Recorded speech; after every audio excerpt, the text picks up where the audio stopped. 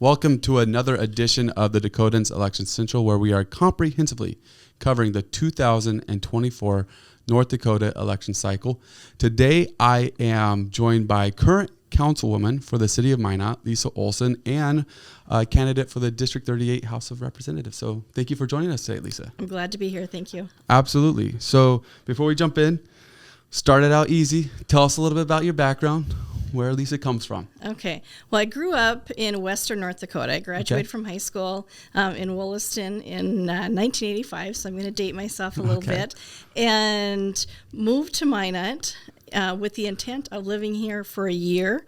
I was going to attend college for a year, and I was moving to Montana. I thought that would be the ideal place, and here we are 39 years later, and this is home. That's crazy. What is it about Minot and about North Dakota that kids are like, I'm going to get out of here, and then it comes time to get out of here, and it always pulls them back? Something about North Dakota pulls you back. What is it? It does. Well, I think the easy answer is it's the people. I mean, I've done some traveling in my adult life, and there's just no place else that has people as friendly as North Dakota. So I think that's what it is. It's not the weather. I think it's the people. It's not the weather. Absolutely. So how did your path in life cross over into politics? What made that connection? Because obviously you served on the city council for a while, since 2010. Right. Well, so I'm a believer that there are born leaders, and I didn't realize it right away, but I do believe that I was a born leader. Yeah. And that became evident even in high school. I was interested in a lot of political things. Social studies was my favorite class. Went to Girls State, went to Washington, D.C. on a trip. All of those things that just kind of piqued my interest at that time. Mm-hmm. And then as I got into college and started my career, things just kind of fell into my lap because people saw leadership qualities in me. Right. And long before I decided to run, people were encouraging me to run. And so finally, actually just prior to 2010, I did run and lost an election, but then was elected in 2010. Very good. And you've been there now for 14 years. Why have you stayed at the city council that long? That's a long tenure. There's others that have been there for a while, but now you've got to be one of the longest tenured on that council now. Yeah, second, Alderman Janser has 2 years more than me, but otherwise, it's been a long time. I think partially because I know that I can make a difference, and whatever I've done in life, I've always wanted to make a difference. In fact, it's interesting, the school district that I worked for, when people retired, the retirement gift was a shirt that said, I made a difference. Oh, that's neat. And I was really proud to be able to wear that shirt the day that I retired. Right. So I think it's an opportunity to do that, and I've been a staunch proponent of seeing women involved in political office, and many of these 14 years, I've either been the only woman or served along with one other woman at the same time. And so I think it's important to have our perspective in political office. Right. So you mentioned that you making a difference is a priority. How would you, looking back at your 14 years so far, and I know it's still in process, but so far to date, how would you identify some of the things that you feel you have made a difference in the city of Minot? Well, I do think that I'm a voice for women. Absolutely. And that's what I ran on. And it was so interesting when I was first elected. So I was elected in 2010, and then, of course, we had a flood in 2011, and everything was kind of turned upside down. But over and over and over again, it was women who called me. Wow. And first would say, I can't believe you answered the phone. And I said, well, it rang. So that's why I answered it. And then they were just so appreciative that their voice could be heard. So I think that that's important. But when you're elected, you are elected to represent everyone. So I think I've worked really well with my male colleagues, and I feel that I've been a good representative for our whole community. Absolutely. Do you plan on continuing to serve if you are elected in District 38? Well, that's a really good question, and a lot of people have asked me that.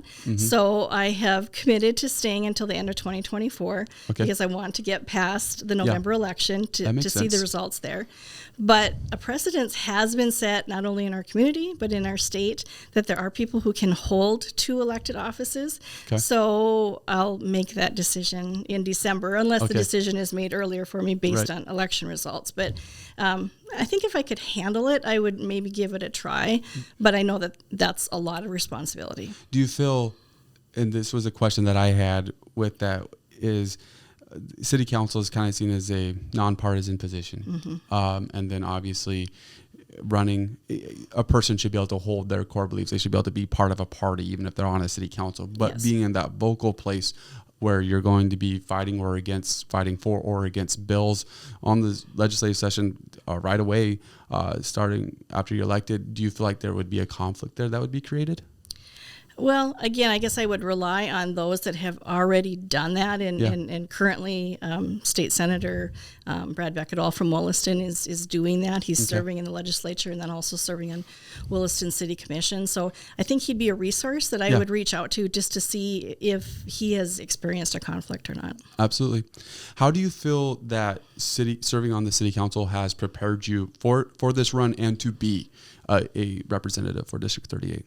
Well, it's interesting because a lot of people who run for office run for one or two reasons, something they're probably not satisfied with, and they want to change something. Right. We get that a lot. Yep.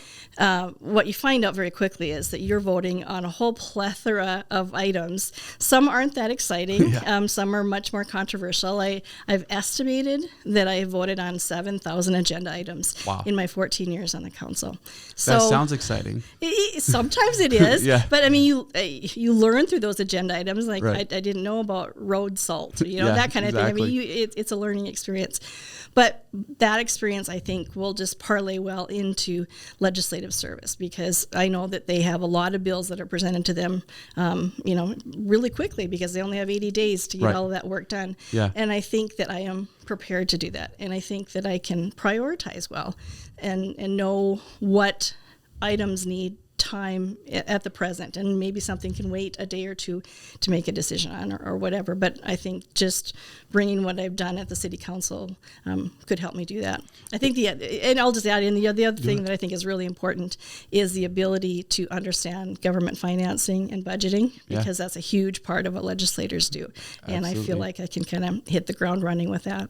Have questions on that later. Okay. But on the council, we have a very, I would say, pretty balanced council in Minot, but there's definitely times where you guys are having to work for the other side. Do you think some of that conflict that you've experienced helps you to not only work across party lines, working with Democrats, but also working inside the party? As there's obviously, if you've seen, there's a huge conflict inside the Republican Party right now where you have to get people on your own side to agree with you in order to get legislation passed. Certainly. I mean, I've definitely experienced that over the last 14 years where we're not all in lockstep. And some of that is kind of a luxury being on city council where it's not partisan politics, even though we do have our own beliefs. It's a nonpartisan office. So we've been able to kind of express our opinions probably a little bit more freely. But it's communication, it's collaboration. Those are really key aspects to having the job on city council or serving as a legislator. Absolutely. So let's move to your district. Okay. All right. Let's get a little bit into the scary stuff here for a minute, because it would be difficult to talk about your campaign, at least to this point, without at least addressing it a little bit. And basically, there's an issue that rose, from my understanding, in 2020, around that time, with all about a social media post. One social media post, if my understanding serves me correctly. And at that point, you were on the executive committee? Yes. What was your role on the executive committee? Well, I'll say that I wasn't a real active participant. I had volunteered for the executive committee prior to that, but honestly can't remember attending a meeting because I wasn't ever informed as to when the meetings were being held. Okay. So I think officially I was on the committee, but I truly wasn't an active participant. Okay, sounds good. So it was like an at-large member type deal, or probably not like vice chair or anything like that? No, I didn't have an office. Yeah. They had just looked for volunteers at a meeting that I had attended prior, and I said, you were one sure. of the lucky ones. Yeah, right. Good for you.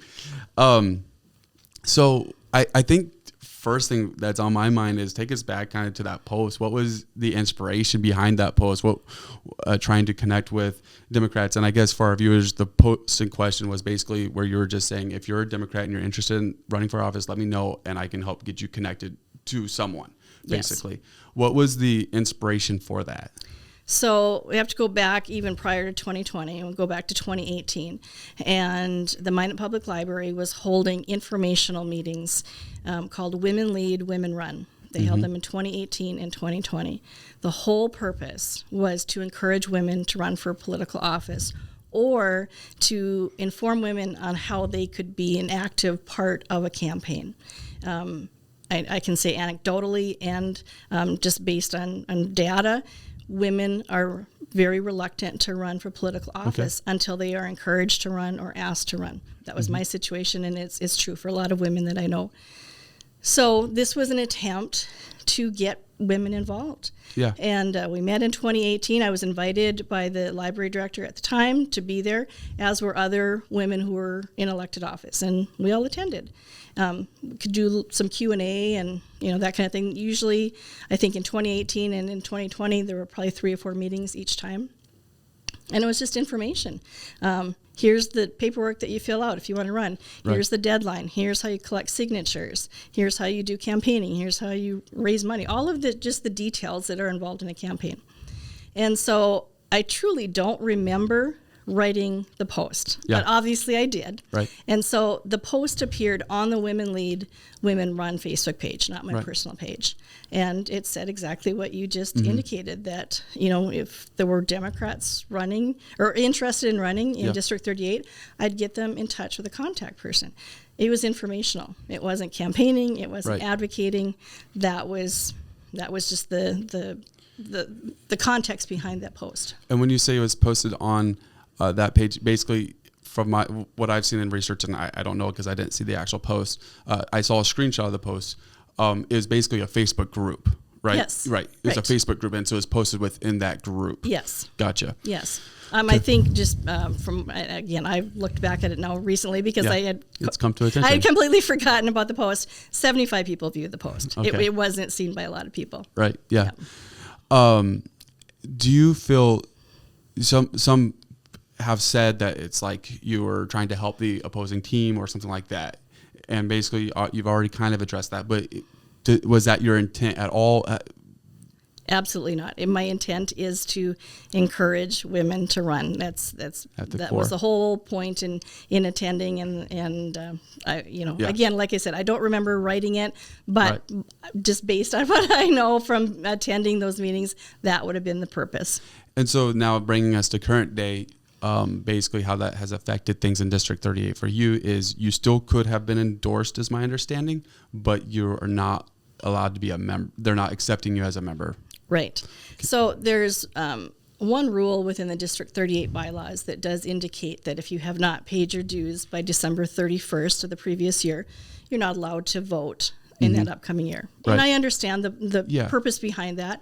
And after 2020, my membership had lapsed. I hadn't paid my dues. Right. Actually did make an attempt last year, wasn't able to get a hold of the right person, was unable to do that. Yep. But in early January, then both my husband and I thought, well, you know what, it's time to get involved again. Yep. And I reached out to our district chair and said that we were interested in paying our dues. Mm-hmm. And he said, sure, here's the address to send them to, and then sent 2 applications, which I guess I would question whether or not an application was necessary because we had been accepted into membership prior. But he sent them. We filled them out.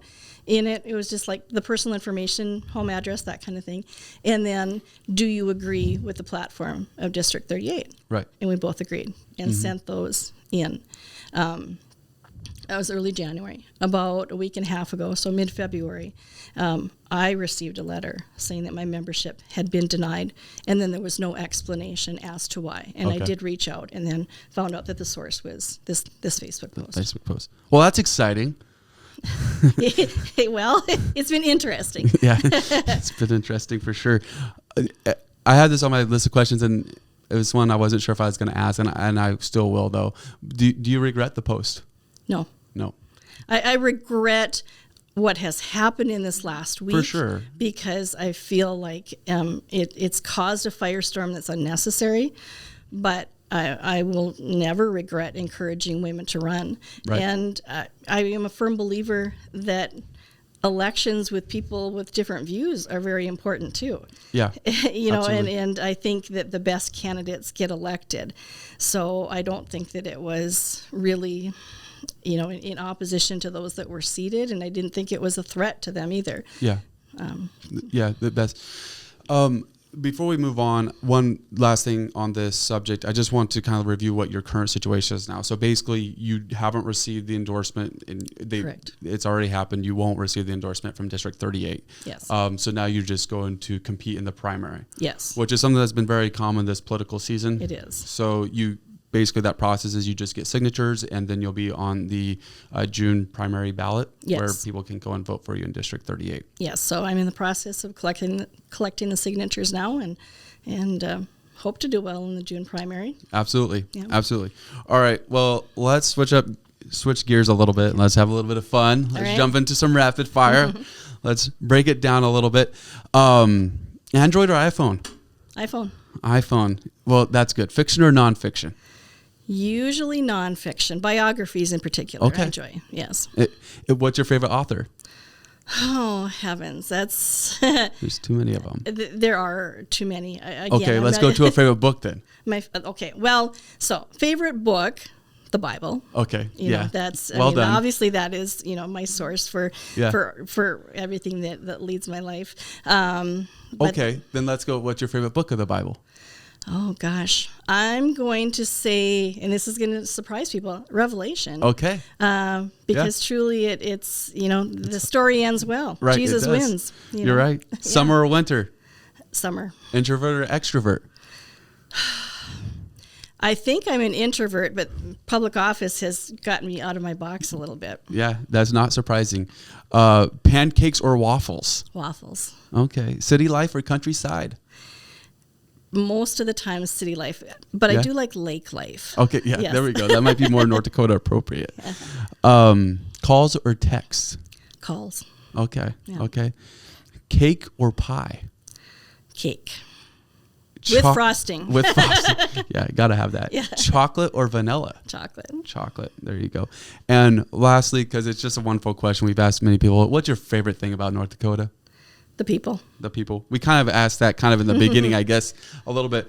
But all right, let's get to your platform. Let's get to what's important. Let's jump to this race. Why the decision to run for the House seat now? Because the seat is open. Yeah, right. Representative Ballou moved out of state.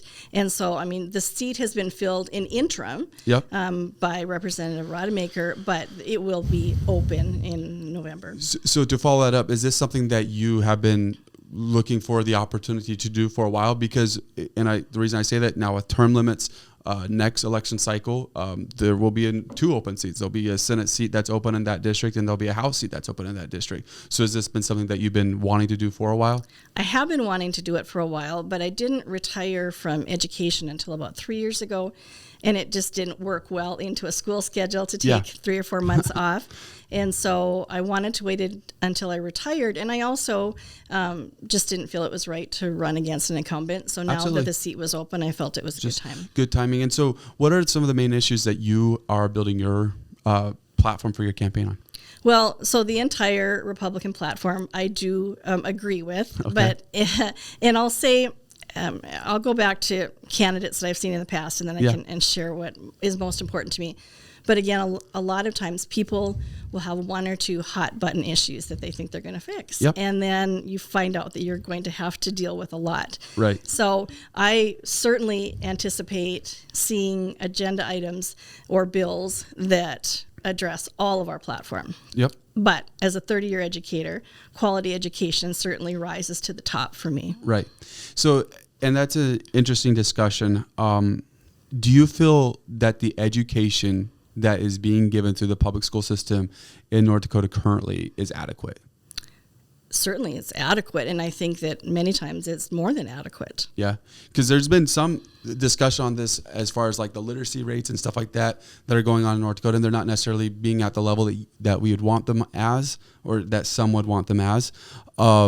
do you feel like there needs to be a focus to help improve those? And maybe, I mean, you're way more knowledgeable about that than I am. What are some of the things that could be done to help improve the literacy rates? Well, there's always room for improvement. Yep. And I think sometimes when people look at statistics, they only look at the proficiency rate or advanced proficiency rate. Bad numbers are more fun than good numbers. Right, exactly. So we just know based on history that not everyone is going to be in the advanced proficient range. That's not how people are. Mm-hmm. And I think we all have our gifts, and maybe literacy is not going to be your strong suit, but maybe mathematics is. You know? So, I mean, we as individuals, we're going to have our strengths and our weaknesses.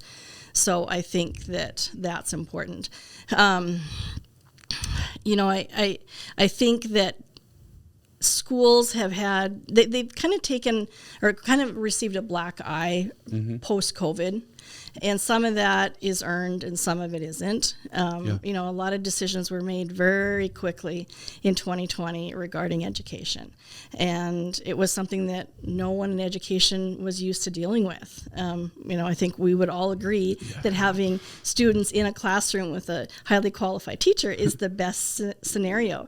And all of a sudden, you know, we're scrambling for technology and we're trying to get these kids that are at home or maybe at grandma and grandpa's, and you know, Wi-Fi is not great, and they don't all have technology, and it wasn't run well. It wasn't what was best for kids. And I think we're still playing a little catch up. You know, hopefully we're going to get to that point. You know, something outside of the academics that I know still impacts students is just that kind of belief that they need to be in school. You know, I've talked to current educators, and they still say that that's an issue, that it's not a big deal for them to say, well, I'm not going to be here today, or, you know, there's still improvement to be made. Absolutely.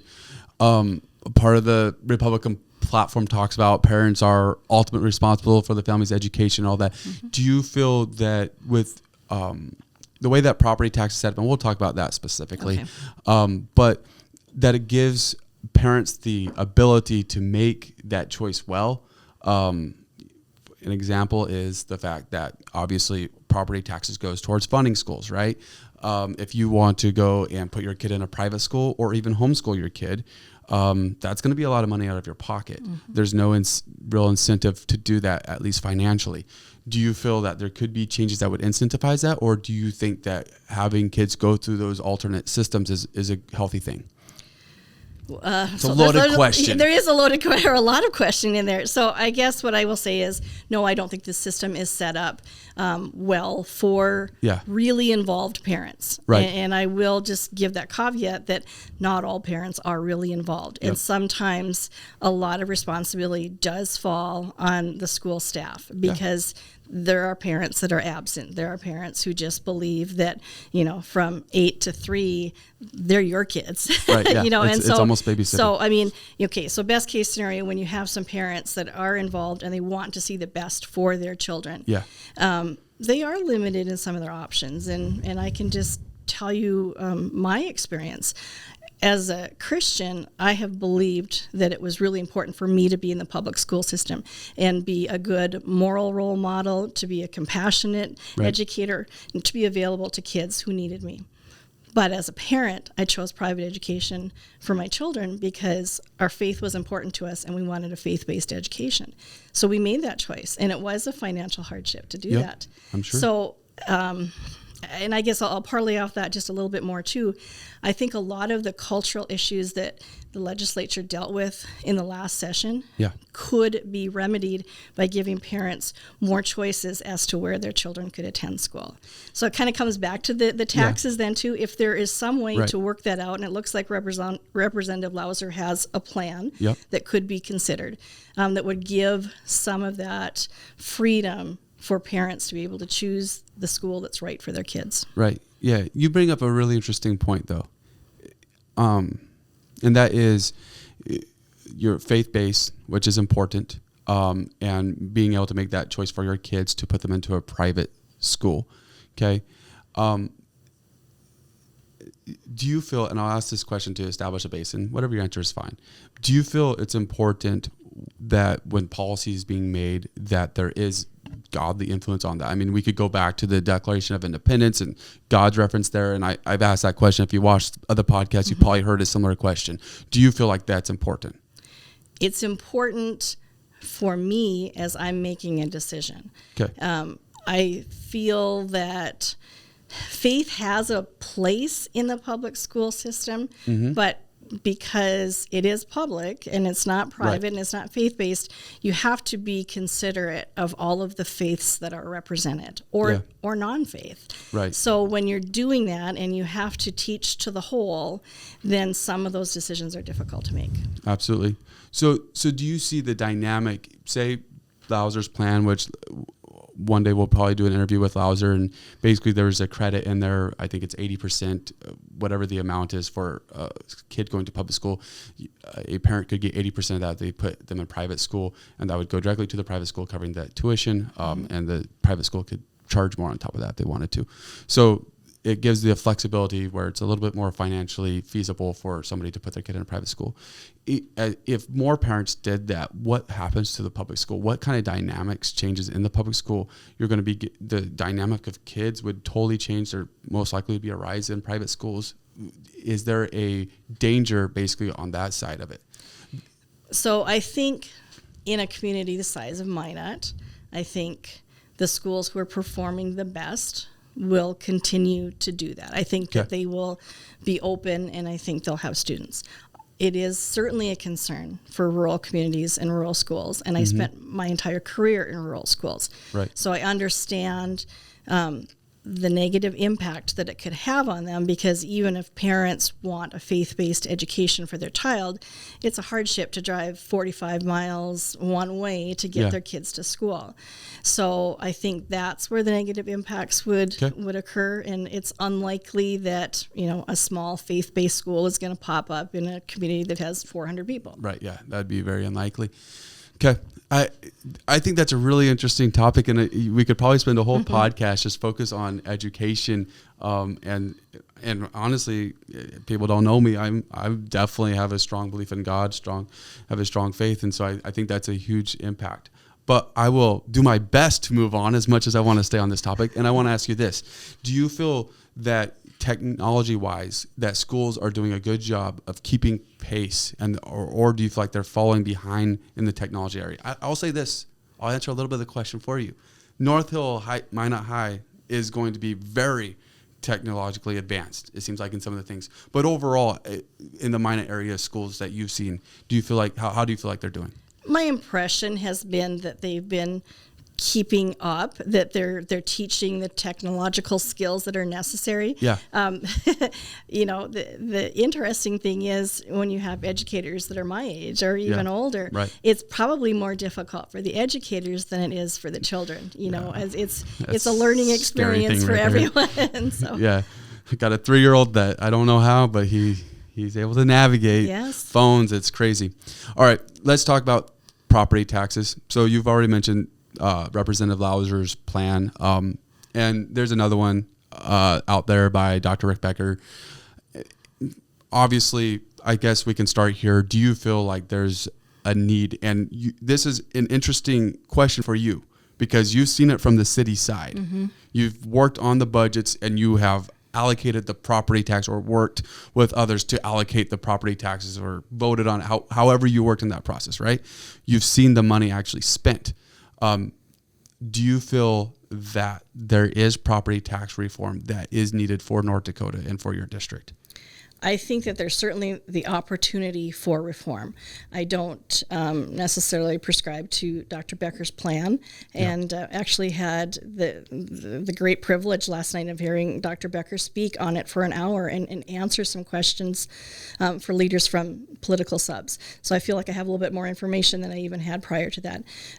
But property taxes are an issue for everyone. If there's ever a complaint that we're going to hear at City Council, it's about the increase in property taxes. Right. And even if there's nothing that's done to a home, the valuation of a home may increase, and so still out-of-pocket money is spent, and people are frustrated by that. So I think there is an opportunity for reform.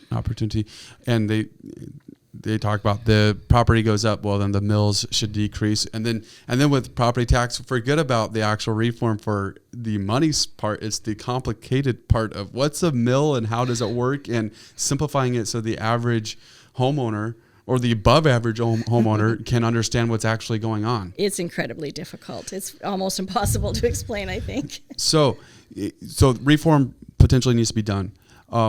The things that I want to highlight and that I have highlighted in the two plans between Lauser's and Dr. Becker's is, one is going through the legislative process, and the other is going through the a initiated measure, which is a constitutional amendment, which is very difficult to change. What's a better route, in your opinion, that you would like to see it done? Well, I think the legislative process is the best because I'm fearful of making a constitutional change when it's unclear as to what the future of the state's finances are. Obviously, there is a healthy amount of money in the legacy fund right now. So I think in the short term, Dr. Becker's plan could probably work. I think that the money is there. I'll share an experience that I had a few years ago. So we had a surplus at the city. We had been collecting money, sales tax dollars, for the NAS project. And the NAS project had stalled out for years. Okay. So we'd been collecting money and weren't expending it. And there were a group of people who came and said, you know what? We've collected enough money to pay for NAS. And instead of putting more money into the NAS fund, let's put it into community facilities. And that went to a vote of the people. Okay. Actually, the election was just days prior to the 2011 flood. Okay. But it passed. And following the flood, sales tax revenues were wonderful because, I mean, people had to spend money to rebuild, and we had new people coming to town, and the oil boom was just crazy. So sales tax dollars were high, and we had the opportunity to play Santa Claus for a few years. And we spent millions of dollars, again, based on the will of the people, on community facilities. And I think the investments were nice. You can see it all around town. Right.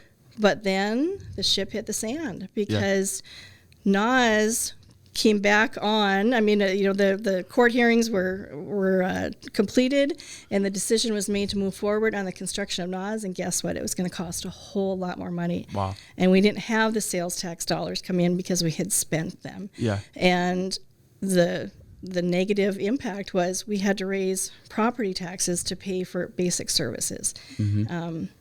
That was a regrettable mistake. Yeah. We didn't know it at the time because when you looked at the books and you looked at the forecast, it looked great. And so knowing that, I am a little hesitant to move forward on this big glut of money that's in the legacy fund, to think that that money is going to be there forever, because obviously oil will not be here forever. And we know that there's a move for a greener environment and less use of fossil fuels. Yep. So we don't know that future. And when it's like in the Constitution, it's going to be really, really difficult to go back to people in 10 years and say, can we add property taxes back in? Do you want to vote to approve that? Because I think I know what will happen in that in that decision. Yeah. Absolutely. That would be a hard vote to get passed, for sure. Do you think that the legacy funds are being used well in their capacity now, where they're just helping to help take care of some of the things that come up in North Dakota with our infrastructure and things like that? Well, and I can't say that I know what all of the uses for that are. I mean, I was made aware within the last week that, some of the interest money is being used for flood control. Well, obviously we benefit from that. Right. So that's a good thing. Whether or not more can be spent or whether or not the principal needs to be considered, those are things that I'd want more information on. Absolutely. So let's move on.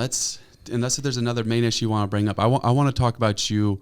What makes you qualified, or why should constituents in District 38 vote for you? Well, one, I think I have the experience. I think 14 years on the council has taught me a lot. And they haven't been 14 easy years. I mean, we've gone through a flood. We've gone through a change in government. We've gone through some cultural issues. Anyone that has been a viewer of city council meetings in 2023 know that we went through a lot of meetings related to the human relations community. And so I feel like I walked through the fire, and I'm prepared to take on that next role.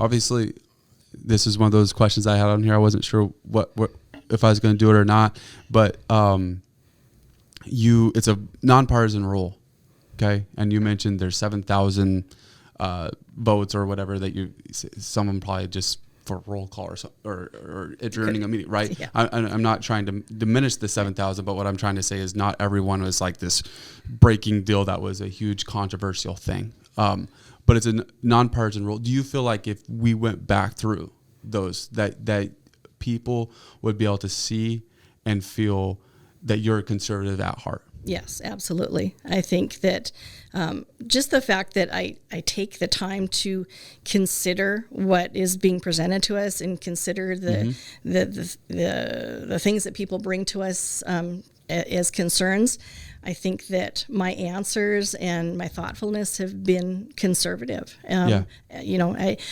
I like to label myself a common sense conservatist. Gotcha. Yep. Because there are times that you can't be super conservative because it just doesn't fit the need of the minute.